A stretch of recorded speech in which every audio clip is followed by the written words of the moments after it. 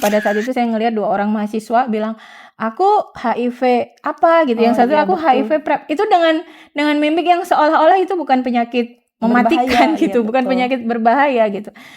Anak-anak seperti ini itu berkeliaran mencari teman.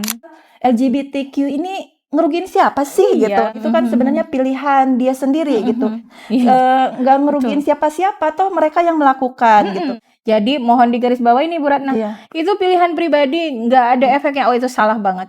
LGBT itu kan tidak bisa dia sendirian, dia butuh partner gitu ya. Jadi kalau disebut sebagai pilihan pribadi nggak ngerugiin siapa-siapa, oh itu salah banget. Karena orang-orang yang punya pilihan menyimpang ini juga mencari teman yang sama. Artinya aktivitasnya nggak bisa dilakukan sendiri Bu Ratna, harus ada orang lain juga yang punya aktivitas serupa. Ini nih yang berbahaya nih. Kaum pelangi ini mencitrakan dirinya itu sebagai kaum minoritas. Butuh dilindungi, butuh diterima, karena ini bagian loh dari hak asasi gitu kan. Nah, anak-anak kita itu mengasup pemikiran-pemikiran seperti ini, sehingga apa yang terjadi? Ya akhirnya mereka ikut-ikutan membela dong. Iya. Dan mereka tuh ngerasa keren karena yang menyuarakan bukan orang-orang biasa, bahkan intelektual pun ya kan. Ini arusnya deras sekali, tapi cara berpikir anak-anak kita tuh masih selonggar itu gitu loh Bu. Kalau saringan itu belum punya saringan. iya, bahkan ya. saringannya itu masih lubangnya masih gede-gede banget gitu. Sehingga ketika ada arus yang masuk ke dalamnya ya loss aja.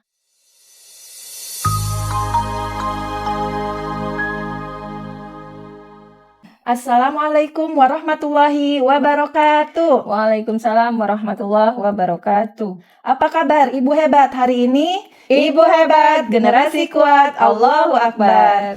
Alhamdulillah, puji dan syukur kehadirat Allah Subhanahu wa taala yang telah memberikan banyak kenikmatan kepada kita hari ini, nikmat iman, Islam dan nikmat menuntut ilmu. Kita jumpa lagi di kajian komunitas Ibu Hebat, menyikapi fakta dengan kacamata Islam. Perkenalkan, saya Ratna Sumiarti, hari ini akan menemani ibu-ibu di kajian pekanan komunitas Ibu Hebat. Di sebelah saya sudah ada narasumber kita, yaitu Ibu Vivi Diharjo, Ketua Komunitas Ibu Hebat. Bu Vivi, gimana kabarnya nih Bu? Alhamdulillah sehat Bu Ratna. Bu Ratna apa kabar? Alhamdulillah, di tengah-tengah kesibukan beliau mengajar, beliau masih bisa menyempatkan untuk mengisi kajian. Terima kasih Bu Vivi. Baik ibu-ibu hebat di rumah, lindungi generasi, tolak normalisasi LGBTQ+, tema kita pada kajian ini. Nah, Bu Vi dan ibu-ibu hebat di rumah, belakangan ini kan lagi rame ya Bu ya, terkait LGBTQ ini. Sedih ya. Karena ada kondisi yang hari ini baik influencer yang mendukung atau influencer yang mereka sendiri adalah LGBTQ, mereka semakin berani untuk menampilkan diri di halayak umum, di sosial media, bahkan influencer yang mendukung pun terang-terangan gitu ya di sosial media. Akhirnya sosial media pun ramai, ada yang pro, ada yang kontra gitu ya. Netizen terbelah. Iya. MUI sendiri sudah bersikap gitu ya, mendorong untuk adanya undang-undang terkait LGBT ini gitu.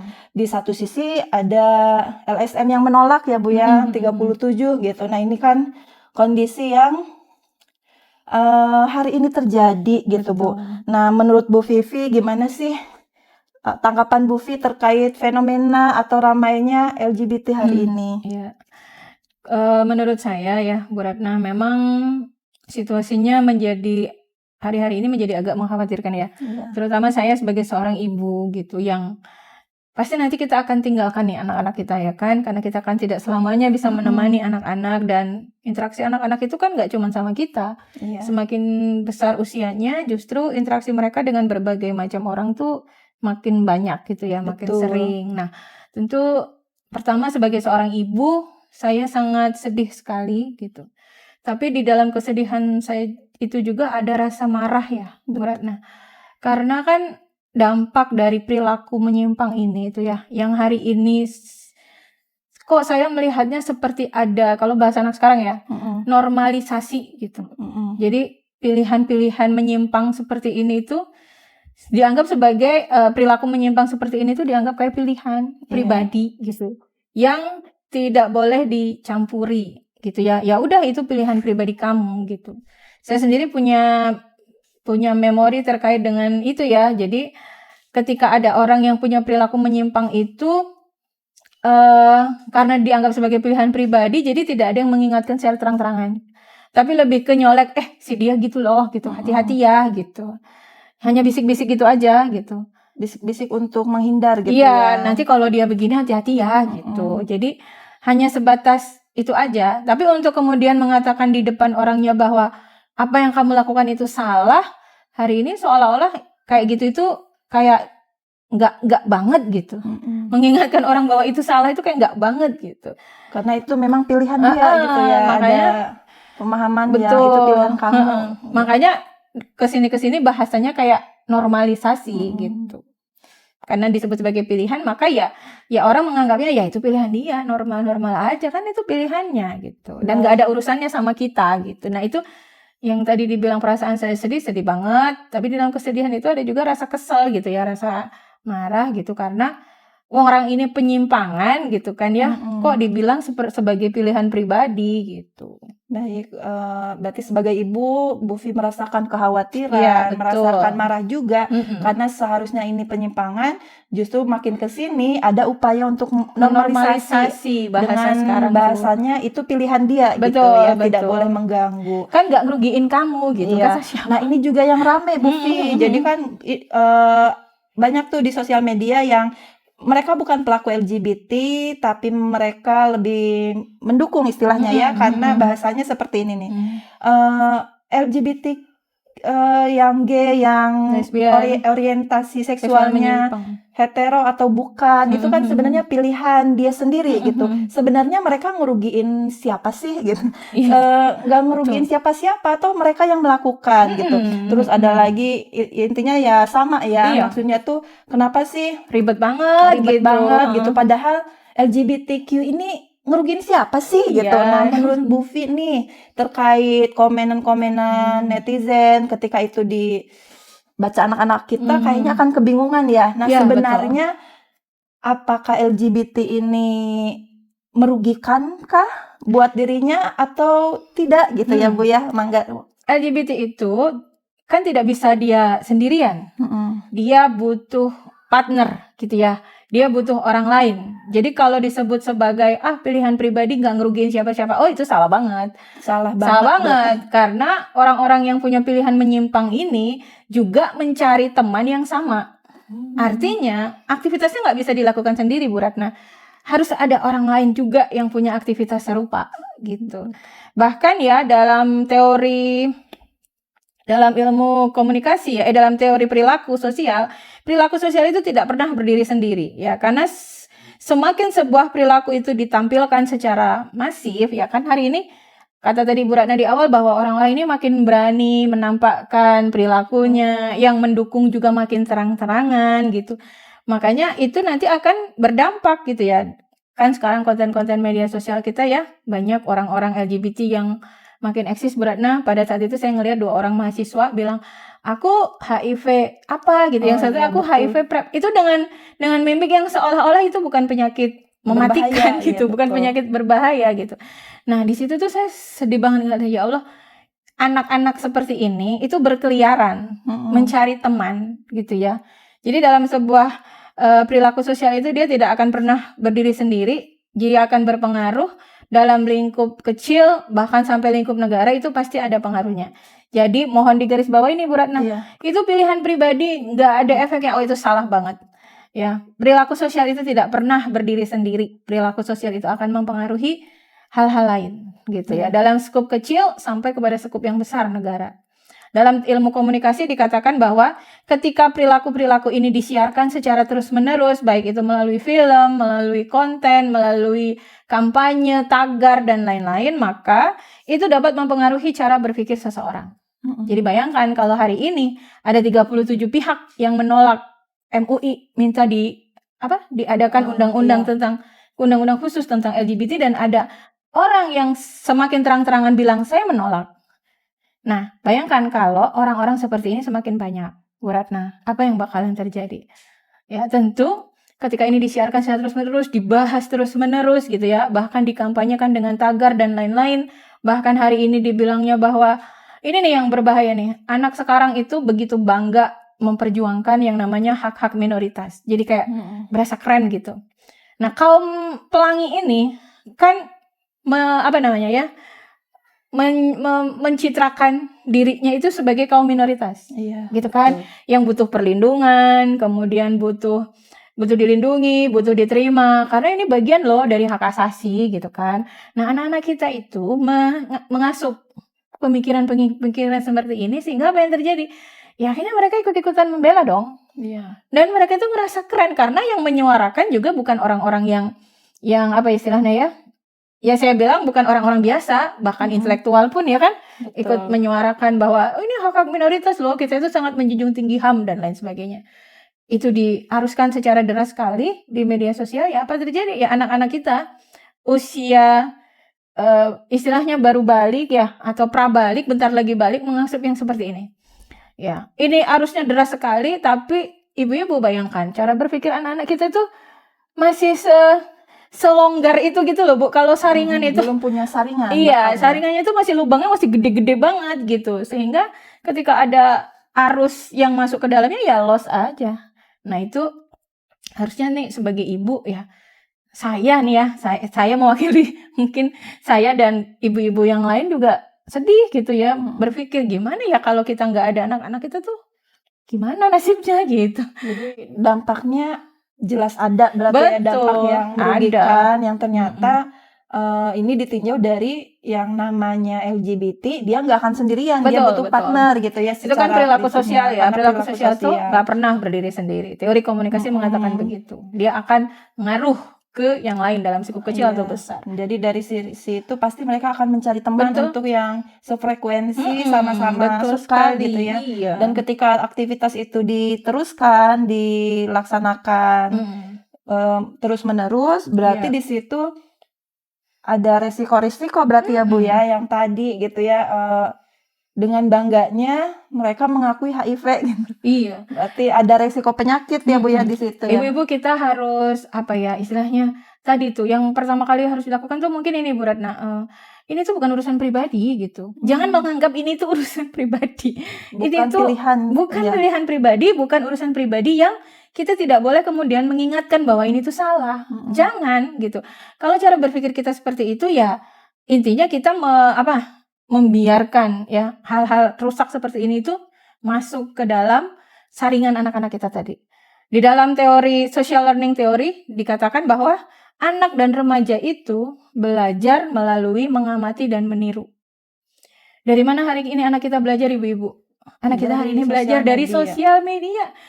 HP ini mereka genggam 24 jam, bahkan di bawah tidur. Bahkan sebagai dongeng pengantar tidur mereka hari ini gitu. Bahkan kalau ditanya siapa yang paling mereka percayai ya sumbernya dari handphone. Betul. Jadi sebelum bobo mereka lihat ini dulu.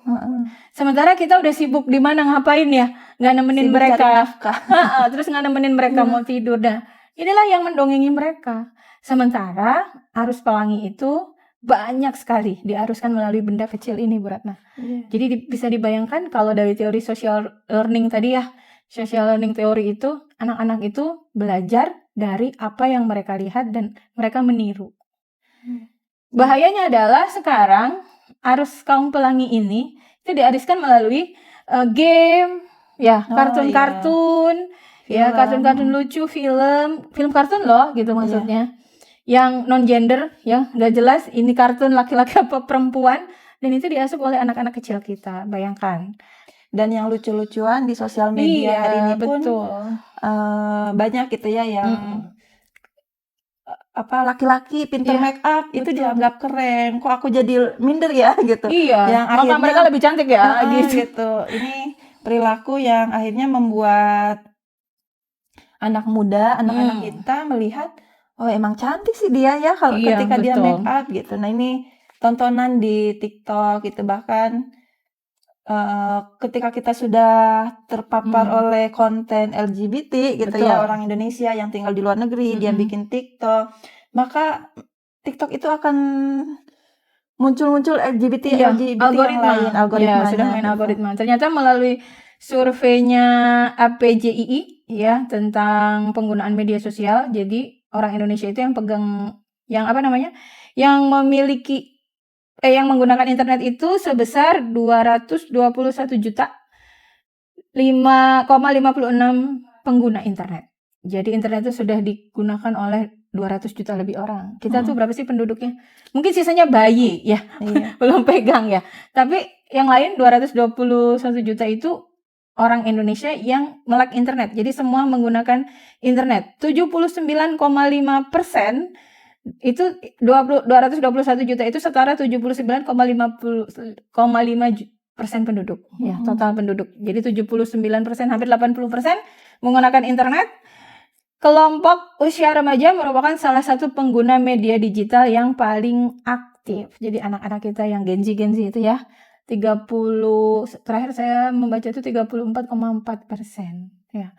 Jadi emang pengguna paling aktif dan paling besar gitu ya. Kalau saya ini kelompok milenial ya, kelompok milenial. Ya pakai media sosial tuh kalau butuh data gitu. Kalau nyari resep tuh saya. Jadi memang luar biasa ya Bu ya, dampaknya bahwa dampak ke anak-anak kita, generasi gitu, itu adalah masuknya pemahaman-pemahaman yang di situ anak akan lambat laun justru menerima terkait LGBT ini. Tentu ini bahaya, bahwa LGBT ini sesuatu pilihan pribadi yang itu boleh, itu dampak dari kalau LGBT ini dibiarkan gitu ya Bu ya. Dinormalisasi. Berarti emang individu sendiri sebenarnya banyak ya Bu ya di artikel-artikel itu yang dampak LGBT bagi pelakunya sendiri itu kan dokter-dokter udah banyak yang speak up udah ya. banyak yang speak up banget. Buat generasi ternyata itu bisa menular, terus juga memberikan pemahaman yang rusak. Nah kalau buat negara sendiri kan sempet tuh rame gitu bahwa ini tuh bagian dari ancaman non-militer. Betul. Kalau menurut Bu Vi gimana tuh? Dampak buat negaranya kayak gimana? Jadi kan ketika kita ingin, ini dari kajian mungkin sedikit ya, hubungan internasional. Untuk bisa menaklukkan sebuah negara itu kan bisa digunakan dua cara ya. Ada hard power. Hard power itu menggunakan kekuatan militer Bu Ratna. Hard power itu Jadi yang dilakukan oleh Zionis kepada Palestina itu hard power. Jadi mengirimkan militer, melakukan agresi, melakukan penyerangan, itu hard power, menggunakan kekuatan militer. Yang kedua adalah melalui soft power. Soft power itu diplomasi yang soft gitu ya istilahnya. Boleh tanpa senjata. Ya, tembakan betul. Gitu, militer. Targetnya adalah pemikiran salah satunya. Jadi bisa dilakukan melalui kalau kita kenal dulu ada food, fun, fashion dan lain-lain gitu ya. Kalau sekarang ada free sex gitu kan. Berkembang sangat banyak. Berkembang sangat banyak. Film gitu. Nah, makanya sekarang kalau kita tidak teliti, agenda LGBT itu menyelusup ke film anak-anak gitu ya, film-film kartun tadi yang di dalam kartun itu tidak jelas gendernya, iya kan? Lucu bentuk kartunnya, tapi gendernya nggak ada. Ini laki-laki apa perempuan, jenis kelaminnya nggak ada gitu. Ini laki-laki apa perempuan. Nah, anak-anak kita itu secara tidak sadar tidak mempersoalkan, ibu-ibunya juga mungkin ya kalau nggak sadar ya, tidak mempersoalkan ini kartun laki-laki apa perempuan gitu kan. Banyak sekarang kartun itu yang bentuk manusia enggak, bentuk binatang juga enggak. Ya kan, banyak banget gitu. Dan mereka tuh lucu-lucu kan warnanya gitu, emang dibuat begitu dan tidak ada jenis kelaminnya gitu. Jadi ya untuk kemudian mengancam membuat sebuah negara kehilangan generasinya itu, ya itu salah satunya pakai soft power, yang pemikiran yang semakin dilemahkan gitu ya. Sekarang tuh orang udah males nikah teh berat cina gitu ya. Terus gak mau punya anak tuh berat, harus mikirin A, B, C, D, E. Itu kan pemikiran ya. Nah, jadi resikonya gini, kalau sama perempuan resikonya hamil gitu. Ya udah masa sama jenis aja. Gitu. Kemarin tuh kita menemukan fakta dalam sebuah diskusi ya. Ada yang melakukan ya, kemarin bulan ada juga ya, yang perempuan dengan perempuan. Terus orang tuanya bilang, kan mendingan perempuan sama perempuan. Gitu. Lebih aman daripada perempuan dengan laki-laki. Sekilas kayak biasa, tapi nggak ada kehamilan gitu ya. Iya, itu kan bahkan orang tuanya pun merasa aman gitu ya. Serusak itu gitu ya. Hari ini pemahaman untuk membedakan mana yang benar, mana yang tidak benar atau rusak, ini sesulit itu. Bahkan orang tuanya pun salah kaprah menyikapi ketika anaknya itu perempuan suka perempuan, dia merasa gitu. dia nggak apa-apa, ini Iya. sesuatu yang salah Bisa. ya, karena akan ada pemahaman-pemahaman yang di situ justru membuat generasi menerima LGBT gitu. Betul, Dan betul. Itu sih parah sih ya Bu Ratna. Maksudnya iya, gini, manusia itu memang kan salah satu potensi yang Allah titipkan pada manusia itu adalah Gorizanau ya. Jadi memang diberikan perangkat gitu ya sama Allah untuk kemudian manusia itu berkembang biak, ya nggak? betul. Punya dorongan seksual untuk berkembang biak. Nah, ketika pemikiran rusak ini kemudian diterima, kayak tadi tuh, entah karena ketidakmengertian atau apa ya, berarti kan merusak fitrah yang sudah Allah titip ini. Gorizah naunya rusak gitu. Nah, ketika orang sudah tidak tahu bagaimana menyalurkan gorizah naunya dengan benar, ya terus lewat kemudian cara-cara yang hari ini memang diarus deraskan yaitu LGBT ya kita bisa bayangkan dong seperti apa bentuk masa depan kalau kita cuek-cuek aja dengan hal-hal seperti ini gitu. Jadi soft power itu sedang bekerja sih sekarang. Ya, negara yang Cina aja yang apa tuh, negara yang komunis aja gitu ya, mereka tahu betul gitu bahwa LGBT ini mengancam karena dia bagian dari soft power. Betul. Bagaimana mungkin gitu ya generasi akan berjuang mengurusi gimana caranya ini kaum muslimin bisa bangkit, Betul. bisa menjadi kekuatan dunia gitu. Kalau kaum musliminnya justru terjebak di kubangan dosa Pemikiran yang LGBT rusak, gitu iya. ya. Betul sekali. Jadi nauzubillah Kita tuh gitu punya ya. bonus demografi sebenarnya Bu Ratna yang cukup menjanjikan dan banyak negara itu kemudian iri ya sama kita. Contoh Jepang lah ya, yang hari ini krisis usia produktif. Itu ngelihat Indonesia itu kayak wow, banyak banget ya usia produktifnya. Sumber dayanya banyak Iya gitu. manusia. Bahkan tawaran untuk Gen Z diajak ke sana itu hari ini tinggi loh. Iya, betul. Ya kan diajak ayo ke Jepang gitu. Karena memang di sana sedang krisis usia produktif. Tapi ketika bonus demografinya cukup besar, cuman akhirnya pemikirannya rusak melalui soft power ini ya bisa dibayangkan jumlah yang sangat besar itu nanti akan jadi beban. Betul. Akan jadi masalah di masa depan karena akhirnya tadi kan banyak yang kena penyakit. Kan? Termasuk ini HIV itu ternyata kalau kita baca-baca obatnya itu adalah ditanggung negara. Ditanggung kita. Jadi pajak yang dibayarkan oleh rakyat Indonesia hari ini itu salah satunya mengalir untuk penderita HIV. Betul. Dan itu diminum seumur hidup. Iya, karena dia tidak menyembuhkan tapi hanya mengendalikan aja. Betul. Nah, bayangkan kalau bonus demografi kita hari ini Bu Ratna ya, yang kata negara-negara ini Indonesia tuh beruntung karena punya demografi bonus demografi yang bonus demografi yang sangat besar gitu kan, karena usia produktif lebih banyak daripada usia non produktif. Tapi kalau sakit, kalau rusak gitu ya, nggak bisa diapa-apain selain kemudian itu jadi beban gitu. Jadi beban gitu. Jadi jangan senang dulu ada bonus demografi kalau pemikirannya rusak. Jadi saya pun suka ngedukung tuh kalau misalnya ada di sosial media yang netizen tuh ogah gitu yang ngedukung mereka pajak aku dipakai buat ngobatin mereka yang kena HIV. Tapi bingung juga sih, kemarahan itu bagus gitu. Tapi saya ngelihat kok netizen ya sampai di kemarahan aja sih Bu Ratna. Iya. Nanti kita bahas nih solusinya. Iya, habis marah gimana gitu kan. Yang bikin kita juga heran tuh Bu Vi termasuk kenapa ya kok kita ini muslim gitu ya.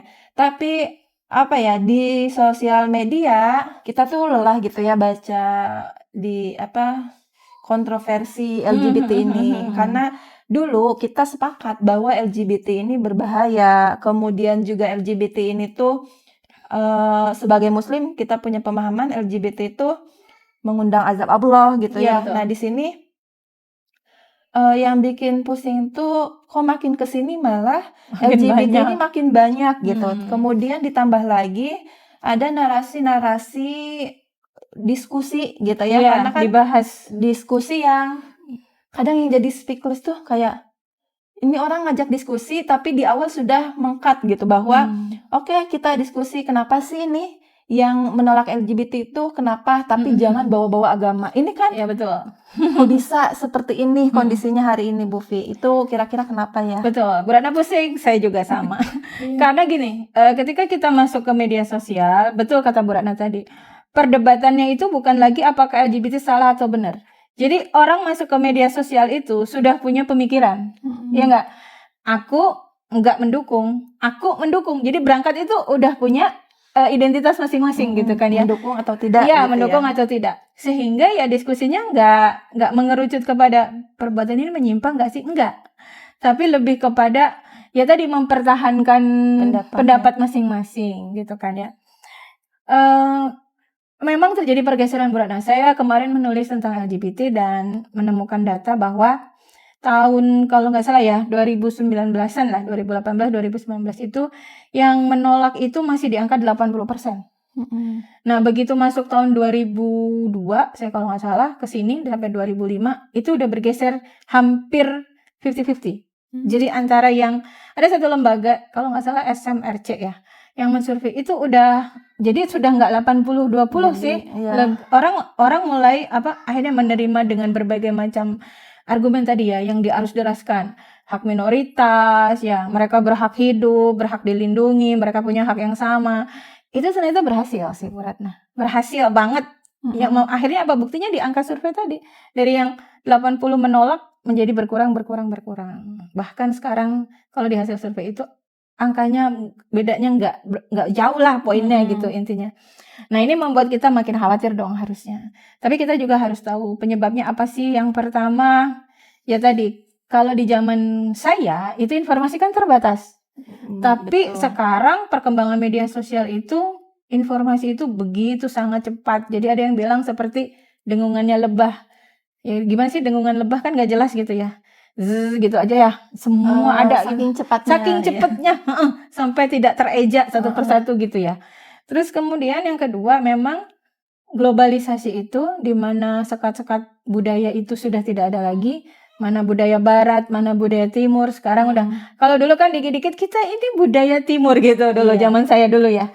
Kalau sekarang sudah mulai tidak terdengar lagi seperti itu. Jadi globalisasi budaya di mana identitas budaya itu udah sangat ngeblend gitu ya antara barat dan timur. Akhirnya pun membawa serta pemikiran-pemikirannya ikut ngeblend gitu ya. Pemikiran barat, pemikiran timur ngeblend udah nggak jelas lagi. Kemudian juga yang tadi tuh kayak semacam film, food gitu ya kan, fashion, macam-macam konten itu akhirnya bisa dengan mudah keluar masuk gitu karena batas-batas budayanya udah kabar banget didukung oleh media sosial tadi ya kan. TV makin banyak, saluran hiburan tidak terhitung banyaknya gitu. Nah, jadi salurannya sangat terbuka lebar sehingga ya ibaratnya jalan tolnya itu ada banyak gitu. Sehingga konten-konten semacam ini lancar jaya gitu masuk sampai ke kamar anak-anak kita. Gitu. Nah, kemudian ada juga orang yang menganalisis begini. Kayaknya ini ada agenda deh gitu. Kayak agenda setting, kayak ada agenda yang memang disengaja gitu. Gak mungkin gak sengaja. Ya kalau saya boleh saya pernah mendengarkan satu podcast juga sih tentang bagaimana kemudian penyakit yang diakibatkan oleh perilaku LGBT ini memberikan keuntungan yang sangat besar pada perusahaan obat gitu. Jadi penyakitnya diciptain, obatnya dibuat gitu. Sehingga orang yang sakit pasti harus berobat kan. Nah, jadi memang kebutuhannya diciptakan, pasarnya diciptakan, kebutuhannya diciptakan, solusinya juga diciptakan. Tentu saja solusi ala barat ya kita ngomong ya. Nah, jadi memang pengarus derasan kaum pelangi ini nggak berjalan secara alamiah gitu.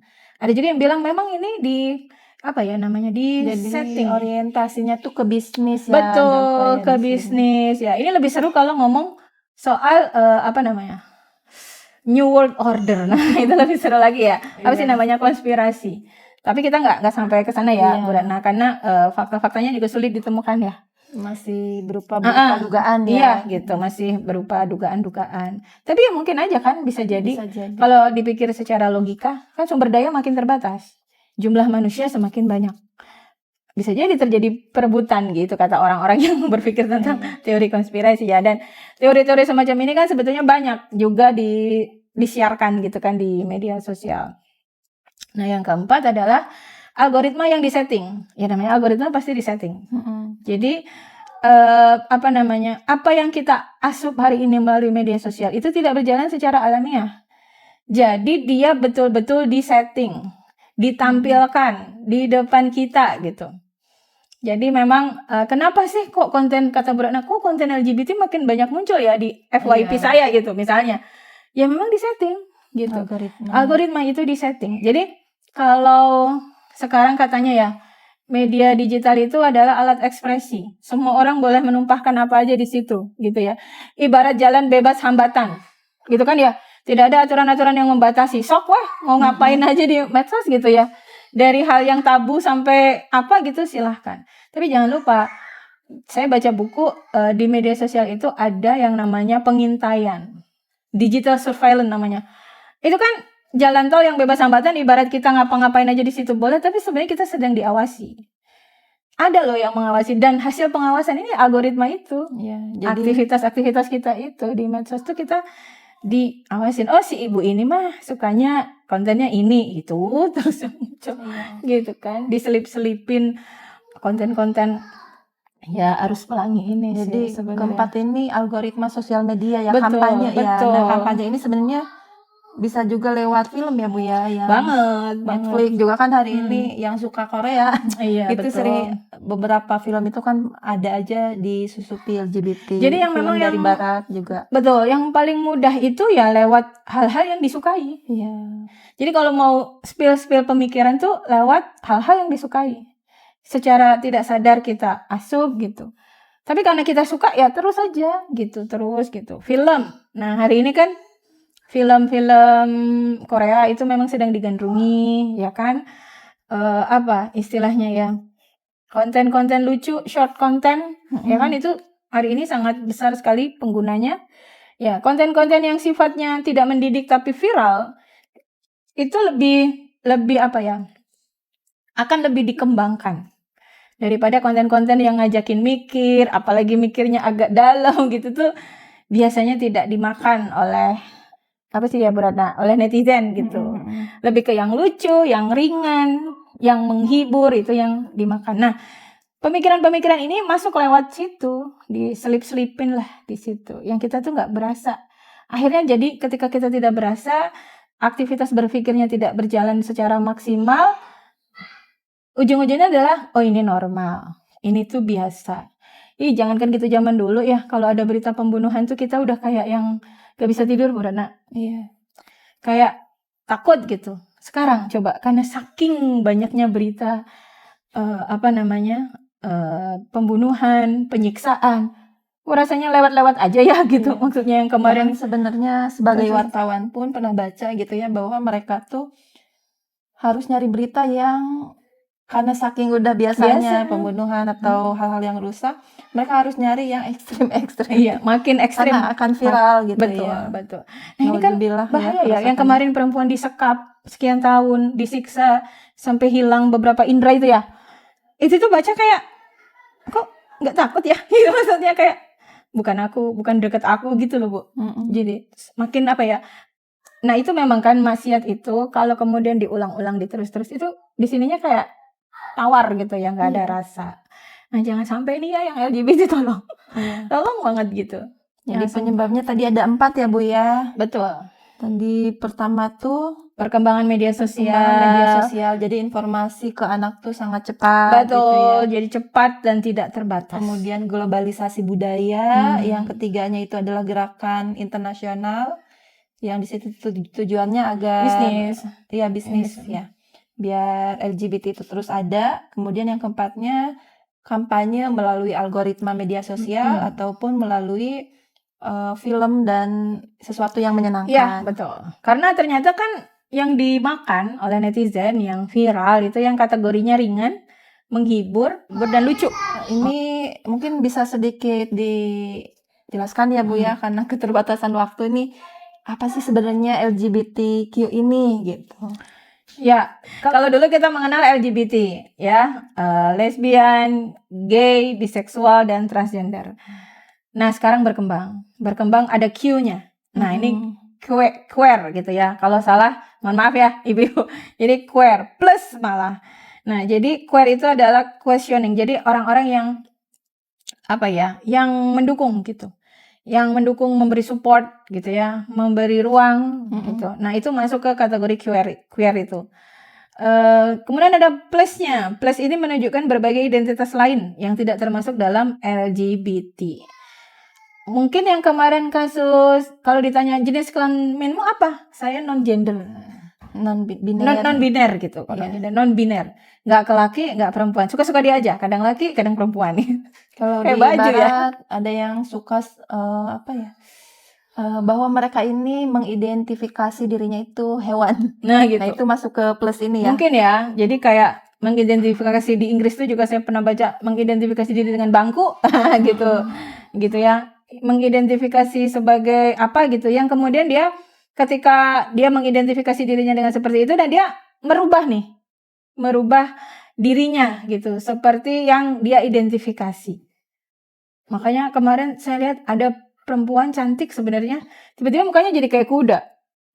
Gitu, karena katanya dia suka kuda dan apa ya, karena suka atau mengidentifikasinya dirinya adalah kuda gitu ya. Nah, macam-macam lah begitu. Nah, dalam Islam itu kita cuma mengenal 2 sih ya, laki-laki dan perempuan sebetulnya. Ini untuk jenis kelamin ya. Jadi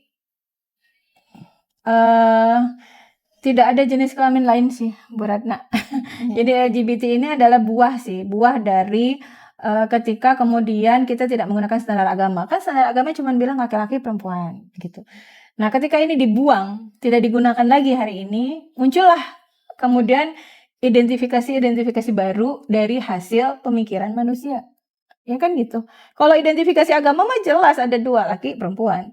Nah, karena agama ini dibuang, tidak digunakan untuk mengatur manusia, dan kemudian mengatur manusia itu berasal dari buah pikiran manusia itu sendiri. Ya inilah gitu, muncul LGBT kan gitu. Iya. Mengidentifikasi diri sebagai perempuan. Kalau dalam Islam mah perempuan ya dipasangkan dengan laki-laki dong. Cuman karena tidak digunakan ya akhirnya ketika perempuan itu punya kebebasan. Ya kan kalau di sekuler yang sekarang kita diberikan kebebasan untuk memilih apapun. Bahkan kecenderungan seksual pun kita boleh milih, maka muncullah LGBT ini gitu. Ya buah gitu. Buah dari pohon yang bernama sekuler. Gitu. Ya. Jadi tadi sedikit ya bahwa LGBT ini buah dari sekuler, memisahkan agama dari kehidupan, bahkan menghilangkan gitu ya agama dari kehidupan. Jadi LGBT ini tadi lesbian, gay, biseksual, transgender, queer ya, sama plus gitu.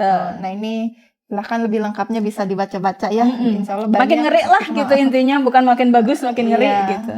Nah kalau dalam Islam tadi sebenarnya hanya ada 2 gitu ya, betul. Orientasi maupun perilaku tetap 2, adanya laki-laki dan perempuan gitu. Iya, identitas dan perilakunya harus ya sejalan. Kalau laki-laki gitu ya perilakunya laki-laki, perempuan ya sejalan perempuan gitu. Nah sebenarnya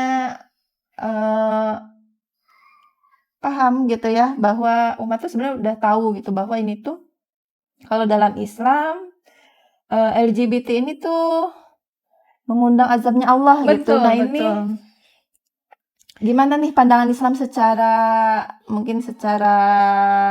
jelasnya terkait LGBT dalam Islam? Sebenarnya perilaku LGBT ini kan nggak baru ya. Iya. Allah tuh memberikan pelajaran kita melalui kisah-kisah Nabi Lut alaihissalam yang diabadikan di dalam Al-Quran. Ya ada banyak sekali ayat yang kemudian menceritakan tentang kaum Sodom ya, yang perilakunya, kemudian azab yang ditimpakan Allah kepada mereka. Banyak ada di Quran surat Al-A'raf ayat 80 sampai 84, ada di Quran surat Hud ayat 77 sampai 83, ada di Quran surat Asy-Syu'ara ya ayat 165 sampai 166. Ya, di situ dikisahkan bagaimana kemudian perilaku kaum Sodom ya, yang kemudian didakwahi oleh Nabi Lut alaihissalam. Kenapa sampai dikatakan kenapa kamu melakukan perbuatan yang fahisyah itu, yang keji gitu kan ya, yang keji sekali, yang bahkan tidak pernah dilakukan oleh kaum-kaum sebelumnya gitu. Nah jadi sampai kemudian diceritakan di situ bagaimana proses azab yang mereka alami ya kan, menyelamatkan Nabi Lut alaihissalam beserta kaum yang beriman, kemudian proses azab itu ya, dari petir yang menggelegar, kemudian bagaimana pokoknya Hujan batu. hujan batu ya, dihujani batu. Nah itu diabadikan sama Allah di dalam Al-Quran dalam banyak ayat sebagai pelajaran sih Bu Ratna. Sebagai pelajaran bahwa ini perilaku yang dilaknat sebetulnya. Nah jangan sampai perilaku yang dilaknat sama Allah ini justru kita normalisasi sekarang. Apa kita nungguin apa gimana ini judulnya? Jangan sampai kemudian kita menunggu azab Allah seperti yang ditimpakan kepada kaum Sodom.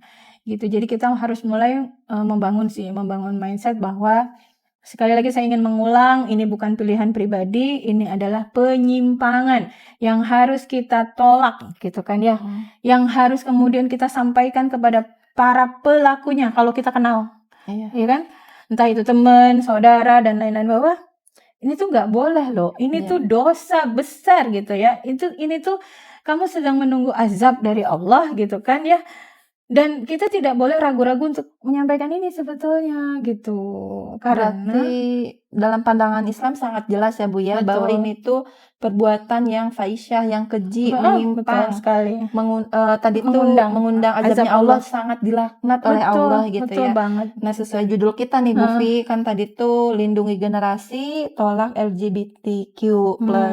Nah ini gimana nih yang bisa dilakukan ibu-ibu hebat di rumah biar kita ini, keresahan kita ini nggak sampai diresah aja gitu, nggak sampai dimarah, tapi kita bingung harus ngapain gitu.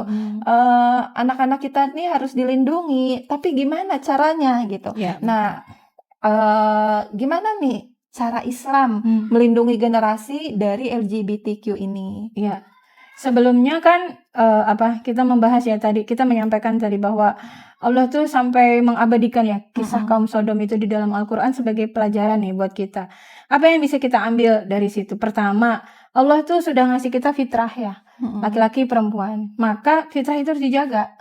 Ya, jangan justru dirusak gitu ya dengan berbagai pemikiran ya Bu Ratna. Fitrah itu harus dijaga. Kemudian di dalam Islam juga, dalam interaksi laki-laki dan perempuan itu ada aturannya kok. Ya, satu-satunya yang menghalalkan ya adanya interaksi, bahkan adanya hubungan laki-laki dan perempuan itu kan akad nikah, ya kan?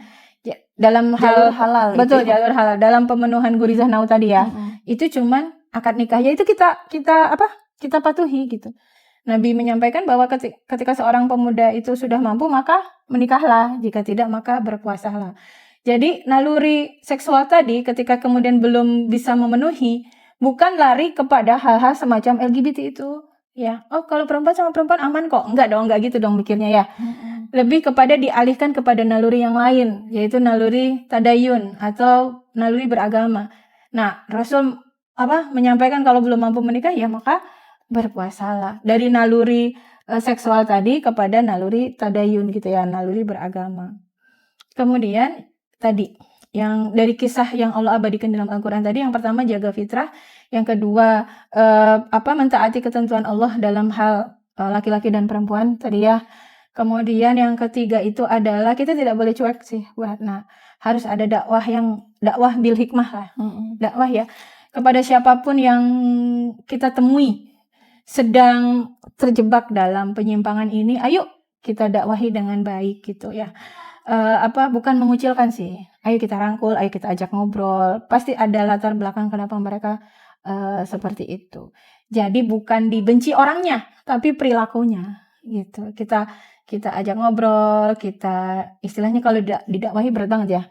Ya, tetap ngobrol dalam rangka dakwah. Iya, dalam rangka dakwah. Tujuan kita menyampaikan ini tuh kebenaran. salah loh. Menyampaikan dengan kebenaran, dengan bil hikmah ya, dengan baik. Dengan catatan kitanya juga harus punya kekuatan ya. Betul, iya. Ada juga kan yang niatnya mengingatkan, ternyata malah ikutan. Jangan kayak sekarang nih, kayak seolah-olah ini urusan pribadi sehingga kita tidak berhak mencampuri, begitu ya.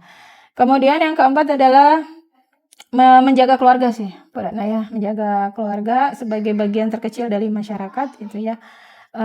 Itu mungkin 4 pelajaran yang kita bisa petik dari kisah kaum Sodom yang diabadikan oleh Allah di dalam Al-Quran. Nah, lanjut ke pertanyaan Bu Ratna, gimana nih Bu cara menjaga melindungi generasi dari LGBT?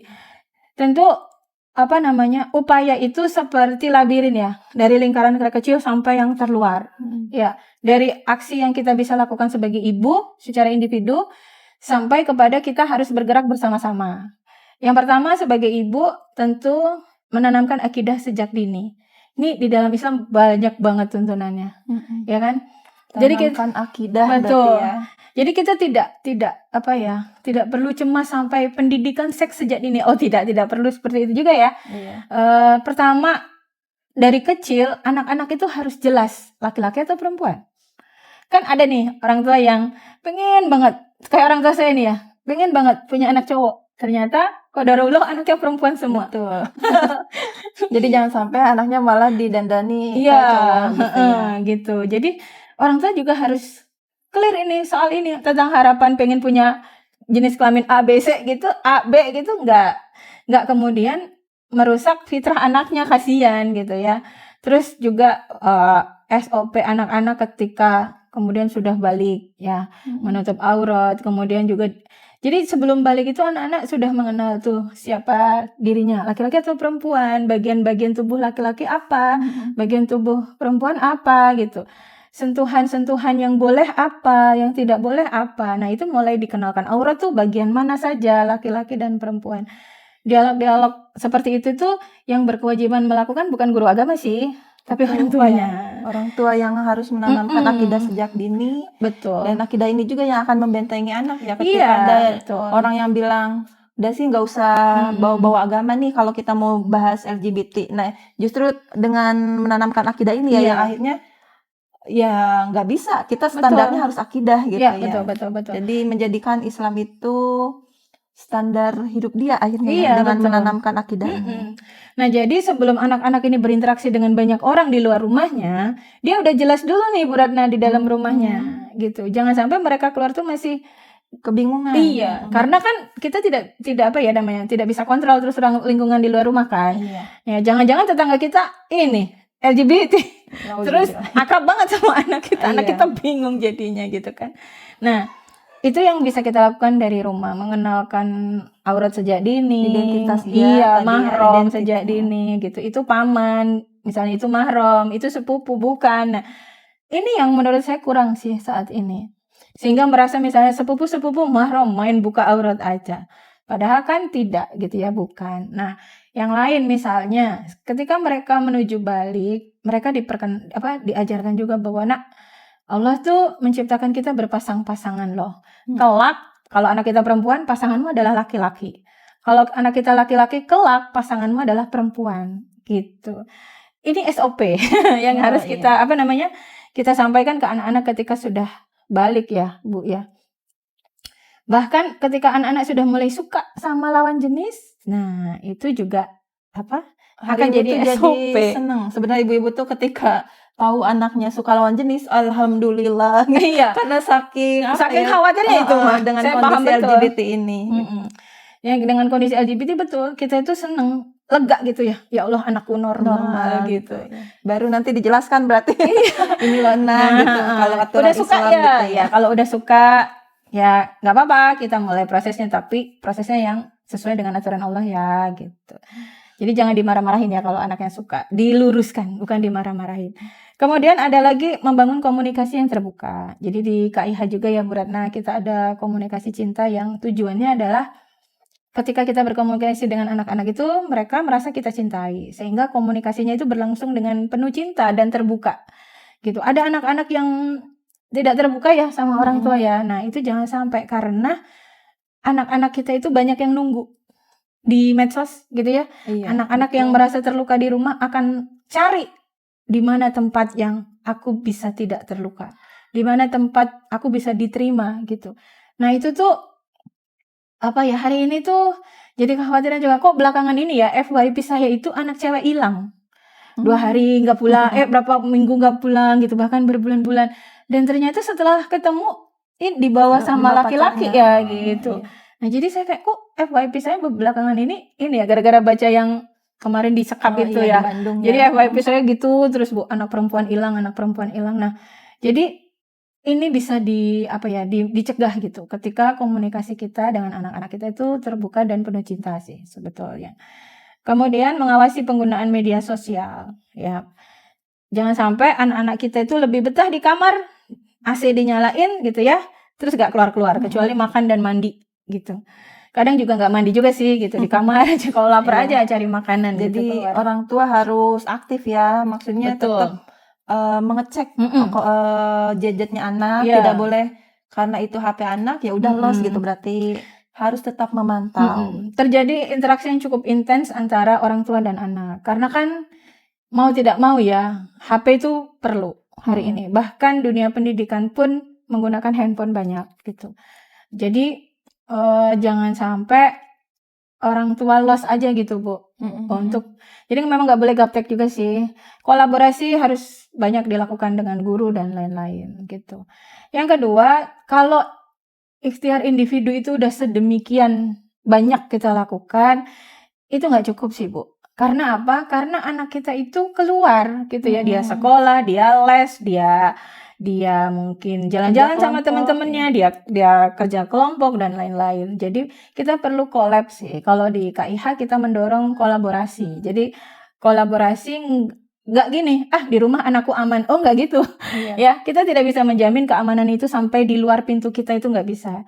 Jadi memang harus ada kolaborasi. Kolaborasi dengan siapa ya? Dengan pihak-pihak yang terlibat di dalam pendidikan anak kita. Siapa gitu aja ya. tuh kolaborasinya? Kolaborasi itu ya dengan lingkungan sekitar. Kalau dengan lingkungan sekitar, gimana caranya lingkungan sekitar kita itu ikut ngedidik anak-anak kita dengan punya standar baik. Standar baik itu apa? Ya tentu saja kalau sebagai muslim, amar ma'ruf nahi mungkar. Ya di lingkungan itu tidak boleh bilang bukan anak aku gitu kan ya, nggak boleh ya. Ini harus dibiasakan ya kita tuh bahwa ketika melihat anak tetangga ataupun anak teman kita, yang kita tetap sampaikan itu anak gitu aku gitu. Karena fungsi seorang muslimah itu sama Allah dikasih 3. Ummu warubatul bait di rumahnya, ummu madrasatul ula ya, tempat mendidik anak-anaknya gitu. Dan yang ketiga adalah ummu ajal, ibu generasi. Artinya anak kita itu bukan yang lahir dari rahim kita doang gitu. Anak kita tuh ya semua gitu kan. Di lingkungan rumah ya gimana lingkungannya itu bisa menjadi lingkungan yang sehat gitu, yang saling mengingatkan kalau kemudian terjadi hal-hal mencegah gitu ya, hal-hal yang merusak ya. Pemikiran-pemikiran merusak nih termasuk nih.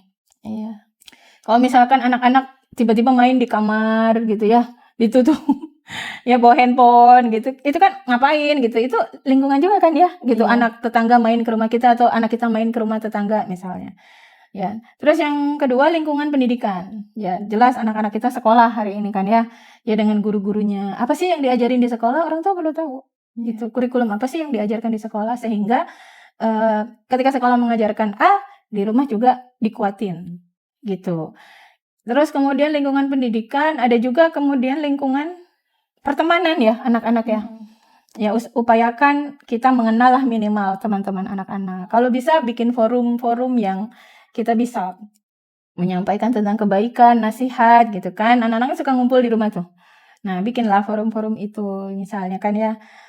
Atau menjadikan anak-anak kita tuh corong kita gitu. Bisa aja kan ya? Bisa gitu. Jadi di rumah banyak ngobrol. Influencernya. Iya, jadi kan anak-anak kita itu influencer bagi teman-temannya, contoh baik bagi teman-temannya gitu.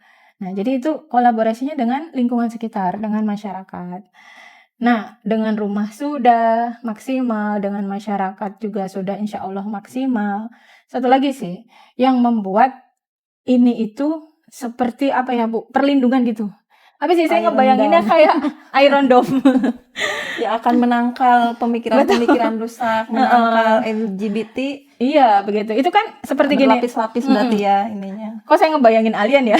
Alien itu ingin memasukkan itu ke bumi dan ada selubung yang melindungi anak-anak kita. Nah, selubung itu negara sih Bu Ratna. Gitu. Jadi negara ini yang akan melindungi ya. Jadi upaya keluarga, upaya orang tua, upaya keluarga, upaya masyarakat itu disempurnakan oleh negara tadi gitu. Sehingga karena apa? Kenapa sih kok dikit-dikit negara? Karena negara itu punya banyak sumber daya. Iya, betul. Ya kan? Kita kan nggak punya. Apa yang kita bisa ngobrol sama platform media sosial? Jangan nayangin konten ini dong. Bikin screening dong usia anak misalnya gitu ya. Itu kan cuman MOU seperti itu kan cuma bisa dilakukan oleh negara. Betul. Kita nggak bisa. Kita misalnya melarang, ini di stop aja karena kontennya nggak bagus. Itu yang bisa nyetop cuma negara. gitu. Nggak bisa itu dilakukan oleh individu, bahkan masyarakat pun tidak bisa. Kemudian pendidikan misalnya sekarang inklusif itu apa sih? Sebenarnya kan inklusif itu adalah perbedaan, misalnya ada yang berkebutuhan khusus kan ke situ. Tapi inklusif hari ini itu sampai ke ranah di mana kita menghormati orientasi seksual seseorang. Dan di sini orientasi Yang seksual menyimpang. LGBT. Nah kan nggak ke situ dong inklusif. Yang bisa menyetop ini ya cuma negara, yang bisa membuat aturan ini ya negara. Gak bisa kita buat aturan di sekolah gitu, karena kita bukan siapa-siapa ya. Gak bisa kita buat kurikulum, karena kurikulum itu jelas-jelas dibuat oleh negara, bukan oleh kita. Kurikulum yang mentoleransi penyimpangan misalnya, itu kan yang bisa menyetop itu cuma negara. Ya, pemikiran-pemikiran rusak yang waktu itu rame ini, ada Rabi Yahudi yang bilang bahwa kami sudah mulai masuk, Zionis itu mulai masuk ke kurikulum pendidikan. Waktu itu viral juga, kan ada tuh rame ya. Nah itu juga kan siapa yang bisa kemudian mencegah itu? Ya kan negara, bukan kita sebagai individu atau sebagai Jadi masyarakat. negara itu adalah selimut atau apa tadi Selubung yang akan menyempurnakan generasi semua kita, ikhtiar, gitu ya, betul, untuk pelindung melindungi. Yang paling kuat gitu ya setelah upaya keluarga, masyarakat, pendidikan, informasi. Satu lagi Bu Ratna, hari ini LGBT itu, orang menjadi LGBT itu alasannya bisa jadi bukan cuma penyimpangan seksual ya, alasannya adalah alasan ekonomi, cari uang, ya kan? Entertainment yang kemudian meng-hire LGBT itu memang sudah survei bahwa ketika ada LGBT di dalamnya, ya itu jadi lucu, dan ketika lucu laku gitu, ya kan? Nah, siapa yang bisa membuat aturan dan menyetop ini, mencegah ini? Kan cuma negara, ya. Misalnya ada undang-undang penyiaran dan lain sebagainya, tidak boleh kemudian dia menggunakan LGBT sebagai pengisi gitu misalnya. Nah kita mah nggak bisa, ibu-ibu mah nggak bisa, ibu-ibu mah bisanya cuman posting-posting doang, ya kan?